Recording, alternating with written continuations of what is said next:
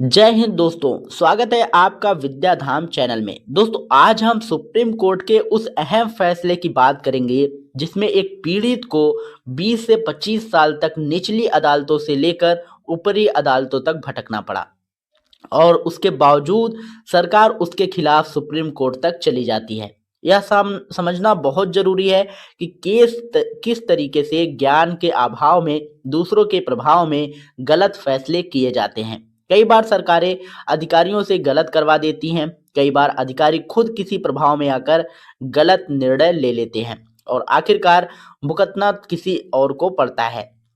फैसले पर आने से पहले दो शब्द कहना जरूरी है। जब माननीयों को अपनी सैलरी बढ़ानी हो, तो पेंशन बढ़ानी हो या अलाउंसेस बढ़ाने हो, तो सर्वसम्मति से बिना किसी नोटिफिकेशन के और बिना किसी कमीशन के मेज थपथपाकर सब कुछ पास हो जाता है और अपने पास आ जाता है। यह सब इतनी आसानी से क्यों होता है, जबकि सेंट्रल गवर्नमेंट के कर्मचारी, चाहे वे रेलवे के हों, डिफेंस के हों, पोस्टल के हों, डिपार्टमेंट के हों, क्लेरिकल स्टाफ हों, बैंकिंग सेक्टर के हों, एजुकेशन डिपार्टमेंट से जुड़े हों, 20 से 30 साल तक संघर्ष करने के बाद भी अपना हक के लिए तरसते रहते हैं। और इसकी वजह हम सभी हैं और हम सभी जानते भी हैं। हम लोग पार्टियों को वोट देते हैं, उम्मीदवारों को नहीं। अगर हमें किसी खास नेता को प्रधानमंत्री बनाना है, तो सामने वाला उम्मीदवार चाहे कितनी भी आपराधिक प्रवृत्ति का क्यों ना हो, हम उसे वोट दे देते हैं। सोच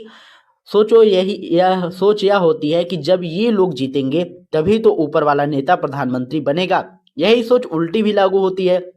अगर सामने कोई ईमानदार, पढ़ा लिखा, ऑनेस्ट और साफ छवि वाला उम्मीदवार खड़ा हो, लेकिन वह हमारी पसंदीदा पार्टी का ना हो, तो हम उसे वोट नहीं देते। यही वजह है कि हम हार जाते हैं। अगर हम अच्छे उम्मीदवार को वोट देंगे तो पार्टियां हार सकती हैं, लेकिन देश और जनता नहीं हारेगी। जब कानून बनाने वाले समझदार, ईमानदार और जिम्मेदार होंगे, तो एक दिन पार्टी भी मजबूर होके भी अच्छे लोगों को वोट टिकट देने का प्रयास करेगी। अब आते हैं सुप्रीम कोर्ट के उस फैसले पर जिसका जिक्र हम कर रहे थे। यह मामला एक सेवानिवृत्त कर्नल से जुड़ा है जो 1968 में भारतीय सेना में भर्ती हुए थे। 1981 और 1982 के दौरान वो फरलो लीव पर थे। उसी दौरान उन्हें एक चोट लगती है। वे उससे उबर जाते हैं और अपनी ड्यूटी जारी रखते हैं। इसके बाद 1997 में जब वे छुट्टी पर थे तो अपने घर से ड्यूटी के लिए जा रहे थे, फिर से उन्हें चोट लगती है। 2002 में वे 20% डिसेबिलिटी के साथ सेवानिवृत्त होते हैं, लेकिन उन्हें डिसेबिलिटी पेंशन यह कहकर नहीं दी जाती कि यह ना तो मिलिट्री सर्विस में एट्रीब्यूटेबल है और ना ही एग्रावेटेड बाय मिलिट्री सर्विस है। इसके बाद वो AAFT का दरवाजा खटखटाते हैं, लेकिन वहां से भी उनका केस यह कहकर खारिज कर दिया जाता है कि उन्होंने देर से आवेदन किया है। जब वो न्याय नहीं मिला, फिर वे हाई कोर्ट जाते हैं, जहां से फैसला उनके पक्ष में आता है और डिसेबिलिटी पेंशन देने का आदेश हो जाता है।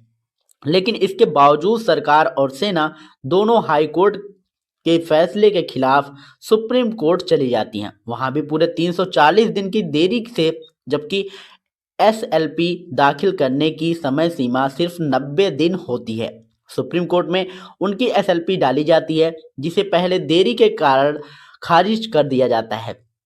बाद में फिर रिफाइलिंग की जाती है और कंडेंशन ऑफ डिले मांगा जाता है, जिसे स्वीकार कर लिया जाता है। लेकिन सुप्रीम कोर्ट साफ शब्दों में कह देता है कि special leave petition is dismissed both on the ground of delay as well as on merit, यानी कि याचिका देरी के कारण भी खारिज की जाती है और मेरिट के आधार पर भी उसमें कोई दम नहीं पाया जाता। इस तरह सुप्रीम कोर्ट हाई कोर्ट के फैसले को बराबर रखता है।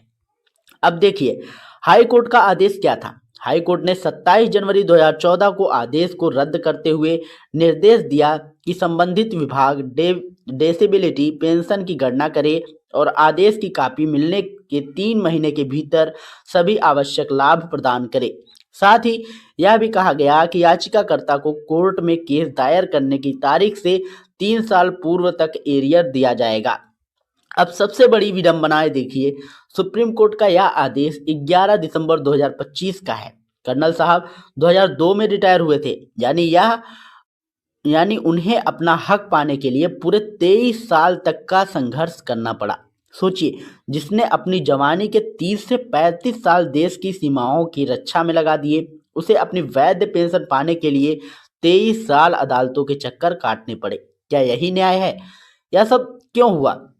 कभी अज्ञानता के कारण, कभी प्रभाव के कारण। ऐसे फैसले उन लोगों को मनोबल को तोड़ते हैं जो देश की सेवा में अपना सर्वस्व लगा देते हैं। जब अपने लिए फैसले लेने हो तो सब कुछ आसानी से हो जाता है, लेकिन जब बात सैनिकों, कर्मचारियों और पेंशनर्स की आती है तो नियम, कानून और अड़चनें सामने आने लगती हैं। यह फैसला इसलिए बेहद अहम है क्योंकि ऐसे ना जाने कितने पूर्व सैनिक और केंद्रीय कर्मचारी जिन्हें सिर्फ इस गलत जानकारी के कारण डिसेबिलिटी पेंशन नहीं दी गई। ये छुट्टी के दौरान हुई चोट पर पेंशन नहीं मिलती। यह केस एक जीवंत उदाहरण है कि छुट्टी के दौरान हुई दुर्घटना भी डिसेबिलिटी पेंशन के दायरे में आ सकती है, अगर उसे सही तरीके से प्रस्तुत किया जाए तो। इसलिए यह जानकारी ज़्यादा से ज़्यादा लोगों तक पहुंचनी चाहिए, पूर्व सैनिकों तक, केंद्रीय कर्मचारियों तक, ताकि जिनका भी हक बनता है वे उसे लेने के लिए आगे आएं। हाई कोर्ट और सुप्रीम कोर्ट दोनों के आदेश हो चुके हैं। इसी उद्देश्य के साथ यह वीडियो आप तक पहुंचाई जा रही है ताकि कोई भी अपने अधिकारों से वंचित ना रहे।